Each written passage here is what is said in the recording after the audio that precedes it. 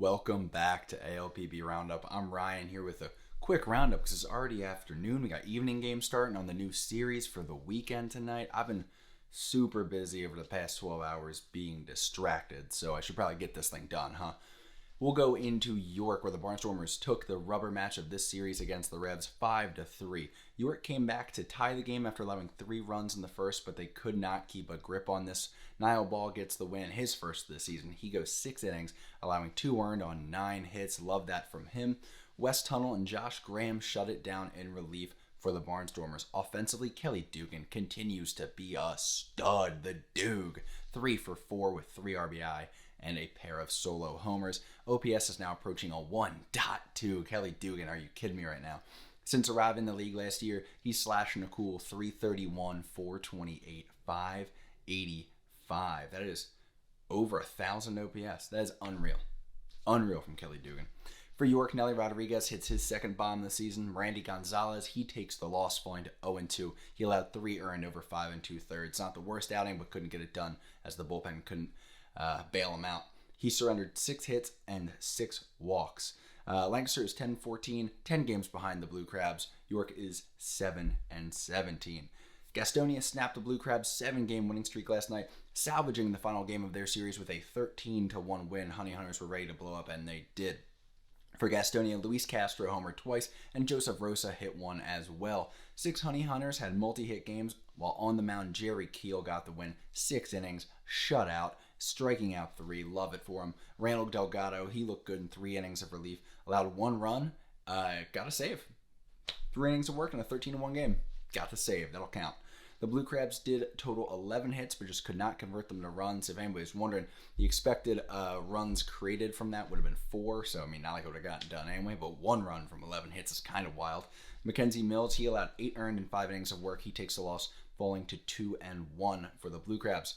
Gastonia hangs on to their half-game lead in the South, improving to 17-7. Southern Maryland is now an extremely impressive 20-4 despite the loss. In New York, the Ducks completed a sweep of the FerryHawks. It's the thing to do, winning 6-3. For the FerryHawks, Angel Aguilar had a 3-hit day. Ramir Liriano, he's starting to show some signs of life in that lineup. He added a 2-run homer, but again, it was just in a losing effort. Only 4 batters in the FerryHawks lineup last night are above the Mendoza line. What can you do? Whether the pitching's hot or it's cold, it's just like they can't get a win right now. Alex Vargas, he takes the loss, falling to 0-3. He allowed 6 earned in 3 2/3 innings. The bullpen did deliver 4 1/3 scoreless, but it just was not enough. For Long Island, Johnny Turbo, Dustin Woodcock, and Joe DiCarlo all kept their hot starts going. Brett Kennedy improves to 2-1, throwing 7 innings, allowing just 1 earned on 5 hits, struck out 7. Great outing for Brett Kennedy there. Sandy Baez, he got a 1-out save after the Ducks did make a mess of the 9th inning. Made a bit of a meal out of it, but they were able to shut the door finally.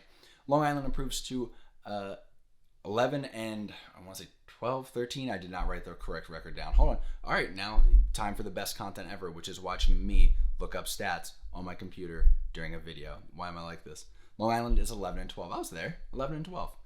Moving right along. FerryHawks are now 5-18. Brutal.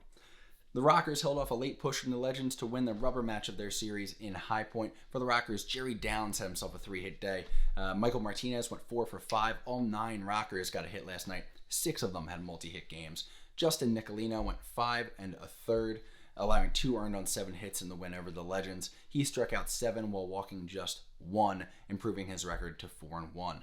For the Legends, Courtney Hawkins and Tillman Pugh both homered and had 2 RBI games. Kevia Sampson took the loss on the bump. He allowed 4 earned in 4 innings of work. High Point stays a half game behind Gastonia, improving to 17-8. The Legends slide back to 11-14, surprisingly now at the bottom of the South Division. The Genomes did win a wild one in Lexington to take their series against Charleston. Charleston jumped ahead 3-0 early before the Genomes answered with 8 unanswered runs, but the Dirty Birds would finally answer, scoring 5 runs in the 9th inning, sending this game to extras. After a scoreless 10th, the Dirty Birds did take a 1-run lead in the 11th, but a fielding error set up a walk-off single from Anderson Miller. That's his second walk-off of the season. The Genomes secure a 10-9 victory.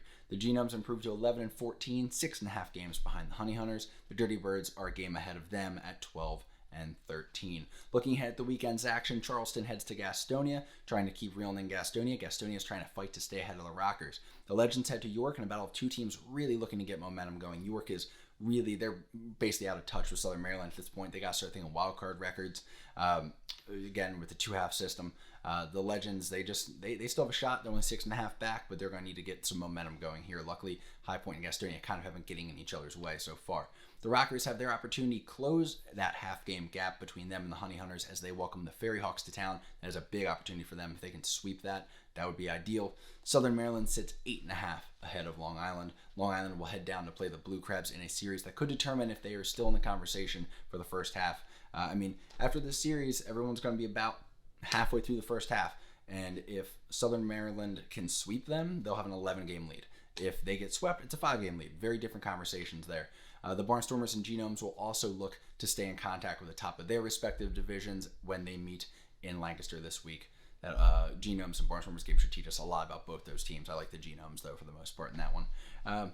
That's the action around the league. That's the action coming up this weekend. Keep an eye on us on Twitter, on Instagram, and we will have all the updates coming through. Until then, I'm Ryan from ALPP Roundup. Go enjoy some Indy ball.